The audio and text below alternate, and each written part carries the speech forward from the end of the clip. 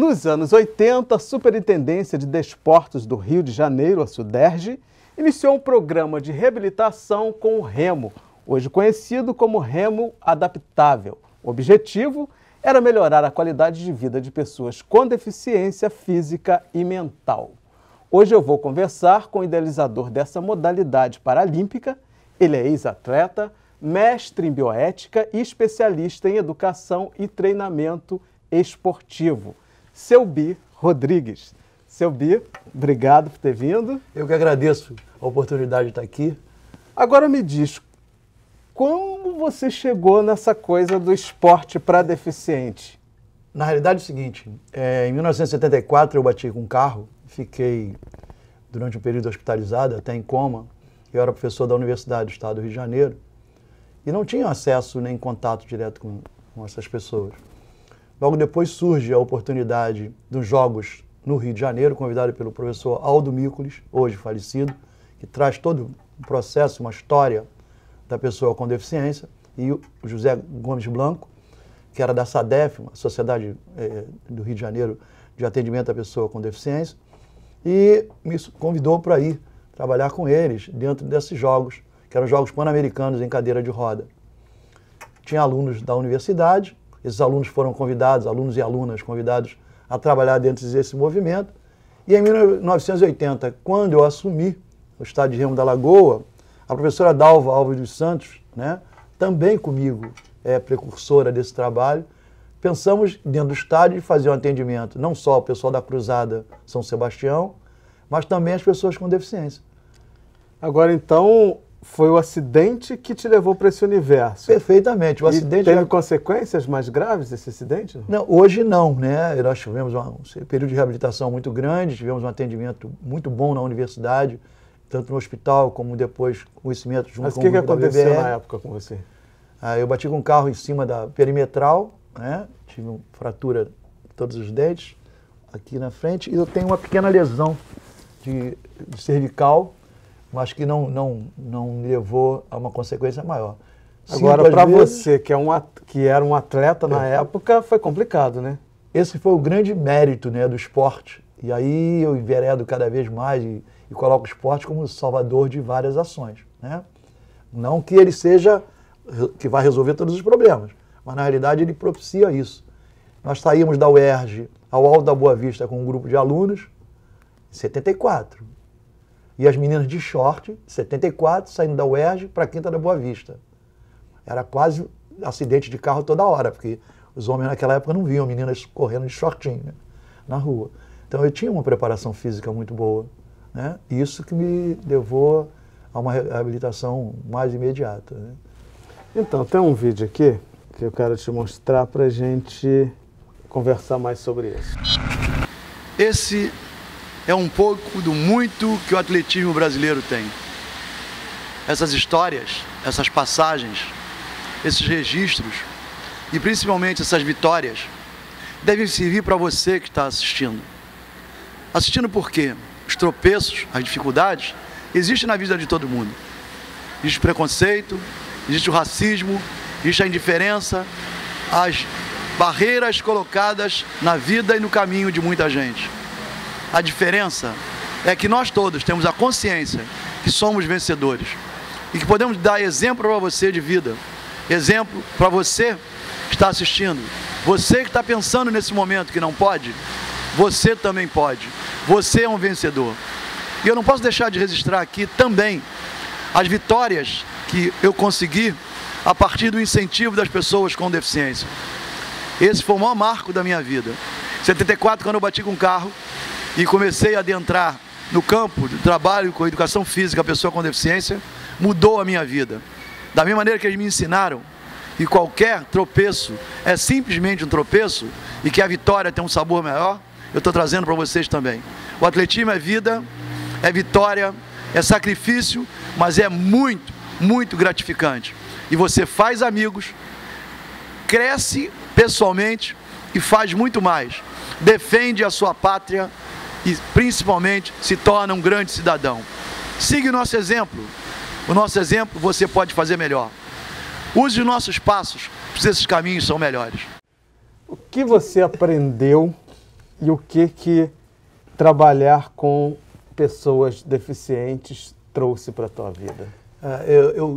Na minha trajetória de vida, eu aprendi com os meus pais, né, e hoje no mundo espiritual, de que você vence à medida que você vence a você, não o outro.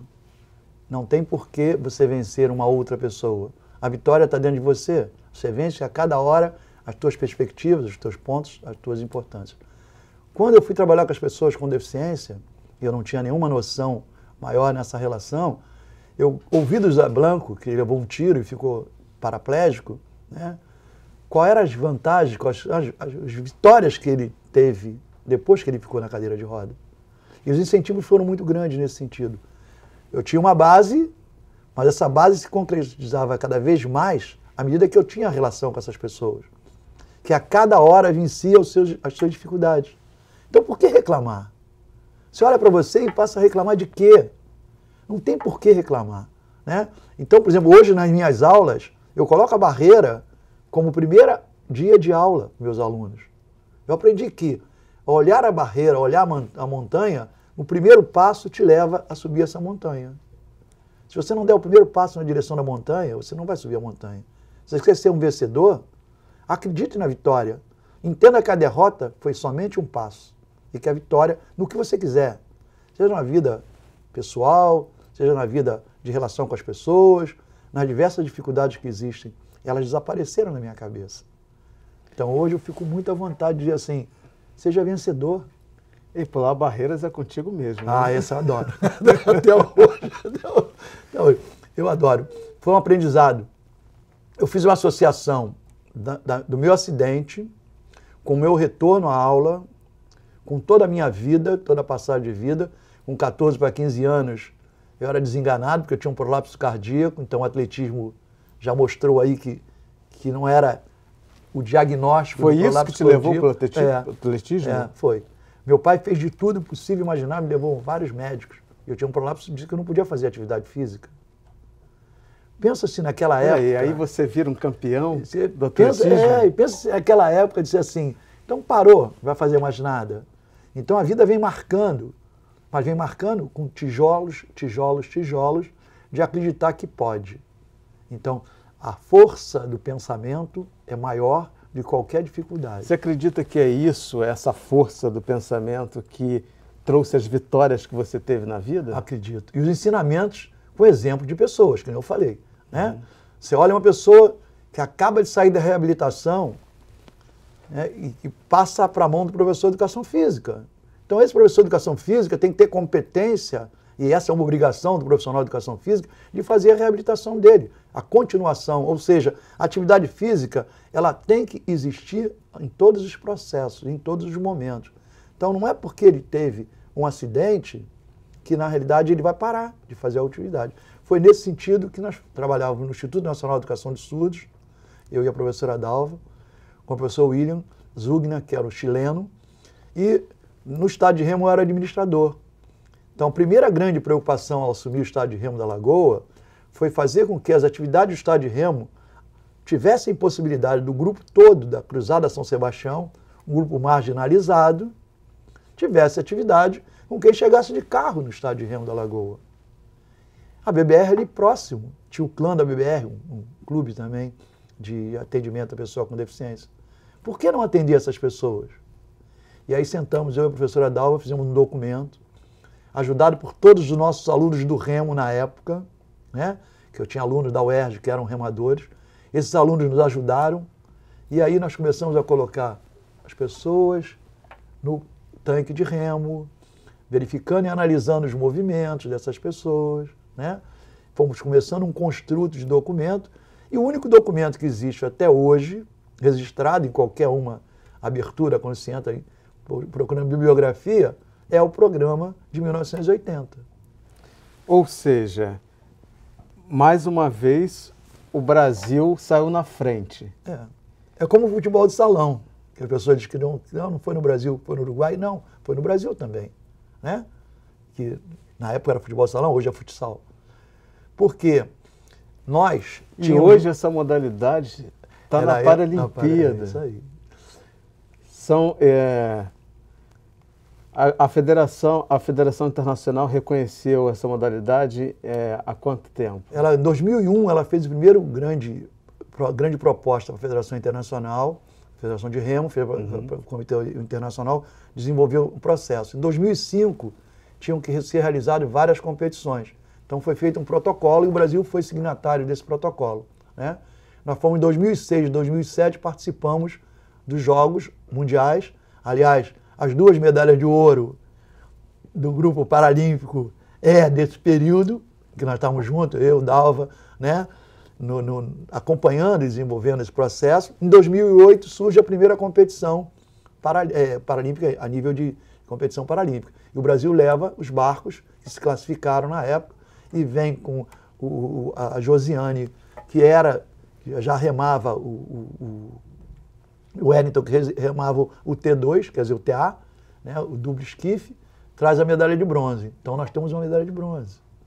Espero que esse ano, em casa, possamos ter 3 medalhas, ou 4, porque o remo tem o esquife, masculino e feminino, tem o duplo esquife, que é um barco misto, e tem o 4 com, que é um barco misto também, com 2 pessoas cegas, obrigatoriamente homem e mulher, né? Então 2 deficientes físicos e 2 cegos no barco e um timoneiro.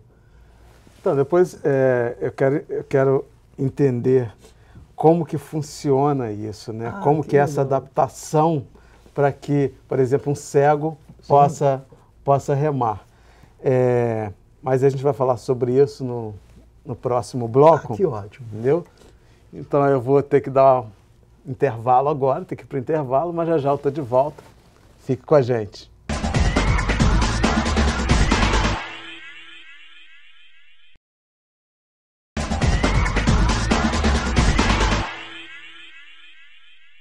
Eu estou conversando com o professor Selbir Rodrigues, idealizador do Remo Adaptável. Vamos lá, professor. Como funciona essa adaptação, por exemplo, para uma pessoa cega? Sim. Essa adaptação é feita de acordo com a deficiência de cada um? Como é que funciona isso? Nos Jogos Paralímpicos, os atletas são classificados com classificação funcional, de acordo com as suas deficiências e classificação funcional. Então nós temos, eu vou te responder o do cego, mas para poder seguir uma sequência, e aí para você ficar bem explicado, é assim, nós temos um barco, que é o single skiff, em que o remador rema parlamenta dupla, ou seja, 2 remos, em que ele só usa o braço.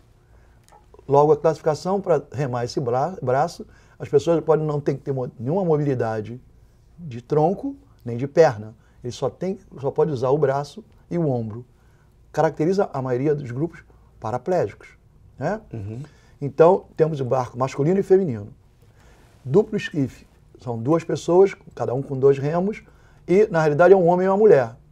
E aí, ele pode usar, o carrinho é fixo, no caso do esquife, ele é preso na cadeira, tem um encosto de cadeira. Já no barco, no TA, ele pode fazer o movimento de tronco. Não tem nenhuma mobilidade de perna. Tá? Então, os resultados de poder usar o carrinho não teria possibilidade. Então, ele só usa o tronco e os braços. E, no caso do cego, a pergunta que foi feita, é o barco que é remado 4 com. 4 pessoas remando, cada uma com um único remo, né? E aí, nessa modalidade, o cego pode participar. Entende? Ele, além de ser cego, de ter todo o exame feito da deficiência visual, ele é obrigado a usar também o óculos. É um óculos vendado, próprio. E como que ele se orienta? Ele orienta porque o barco tem um timoneiro. Então esse barco possibilita o cego remar. É ótimo por isso, porque quem guia o barco, nesse caso, é o timoneiro. Então o timoneiro possibilita tranquilamente a direção do barco, sem nenhum prejuízo. E os outros 2 remadores, que é um homem e uma mulher também, são deficientes físicos. Isso tudo foi pensado por vocês? Nós pensamos numa variedade muito grande. Na época não tinha essa classificação. O Claudio Honor, que foi o primeiro remador, o primeiro a receber a carteira de remador, remou na Lagoa do Rio de Freitas 500 metros. Numa regata oficial, nós colocamos ele no barco, era naquela época o canói, e ele foi a primeira grande sensação. Mas nós tínhamos lá deficiente físico, tínhamos surdos. Os surdos não participam do remo adaptável, né? Porque o surdo tem a sua competição própria, então não participa dessa competição. Mas tínhamos deficientes físicos, né, de várias lesões, né, lesado medular, e juntamos esse grupo todo e fazíamos todo o trabalho. E nós anotávamos. Então, como isso é 1980, nota só veio surgir na Federação Internacional em 2001. Então, o Brasil é precursor do trabalho, é precursor dos escritos, documentos escritos nossos foram levados para fora, né? Na Federação Internacional há uma respeitabilidade muito grande pelo trabalho inicial que foi feito no Brasil. Tanto assim que quando foi lançado em 2001, o Brasil foi signatário da primeira resolução de que pudesse levar isto à prática e a possibilidade de chegar à competição internacional. Agora, eu imagino que para você é um motivo de muito orgulho, né? Para nós, o grande orgulho foi, de 1980 até 2008, lutar para que o Brasil colocasse essa modalidade uma equipe olímpica e paralímpica. Foi esse o nosso mérito, porque nós não fomos em 2008 a primeira participação em Beijing. Pois é, e falando em luta, vamos ver isso aqui.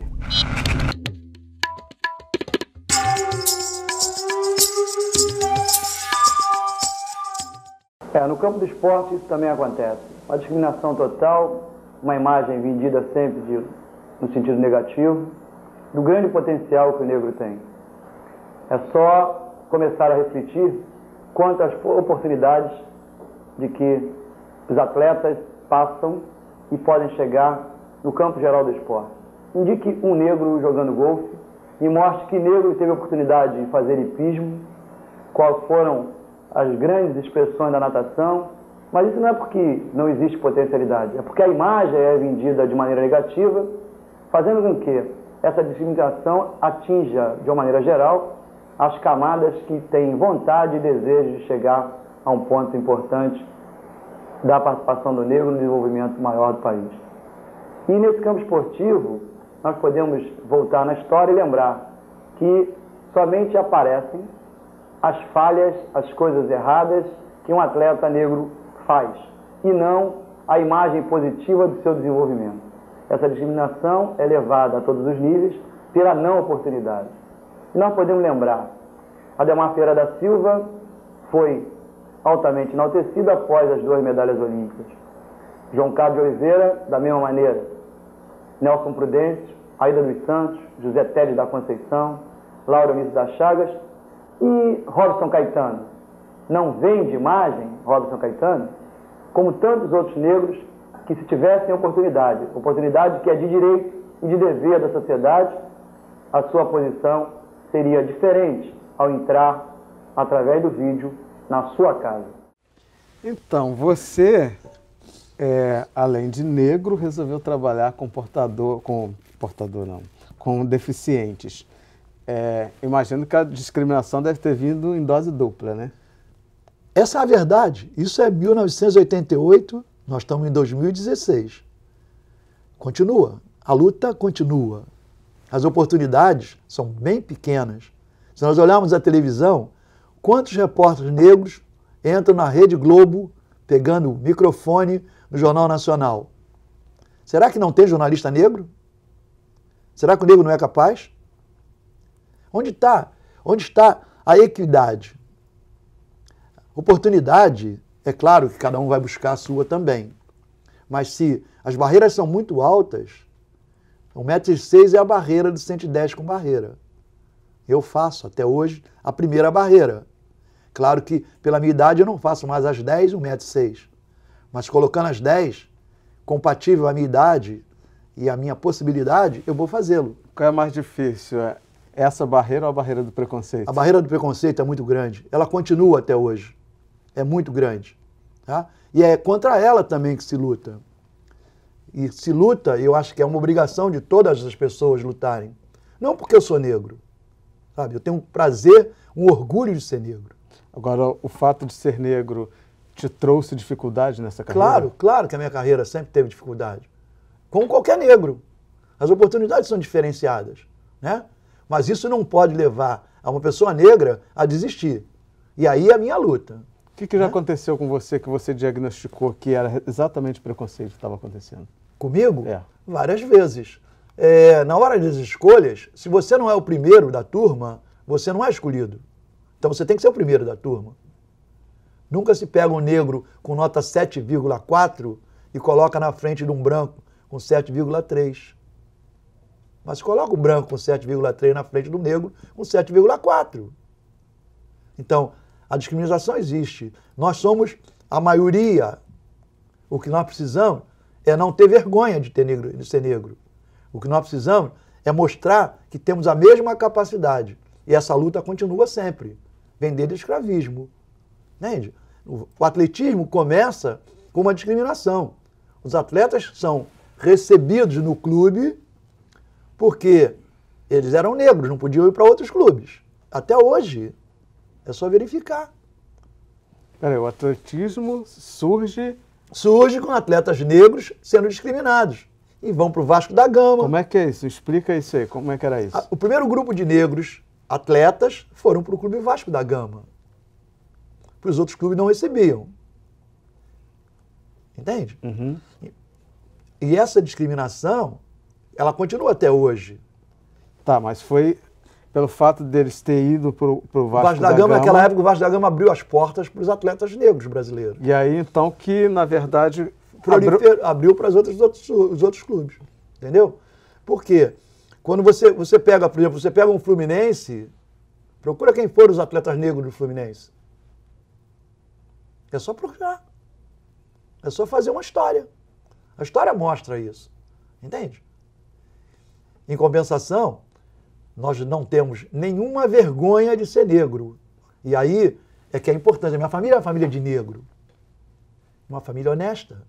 Uma família que luta, que estuda, que consegue vencer. Como todas as famílias de branco. O que não pode é colocar uma barreira.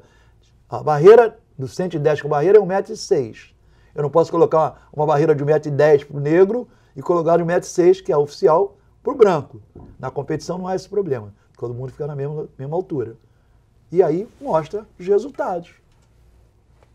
Pois é, se na vida fosse assim, seria muito mais fácil, né? Eu também acho. Porque todo mundo poderia concorrer em pé de igualdade. Em pé de igualdade. E é essa pé de igualdade que tem que existir.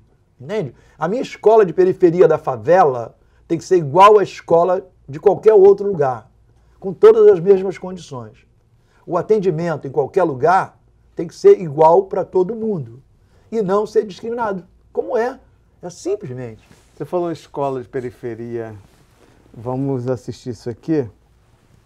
Estamos aqui, todos nós aqui, pô, sei lá, eu queria continuar a competição como todo mundo tá sendo, aí, pô, ganhar junto com eles aí, todos eles, poxa, é legal a competição participar, porque, poxa, é uma coisa que amanhã depois tu pode ser até campeão, bicampeão de tudo, sabe? Eu acho que é legal.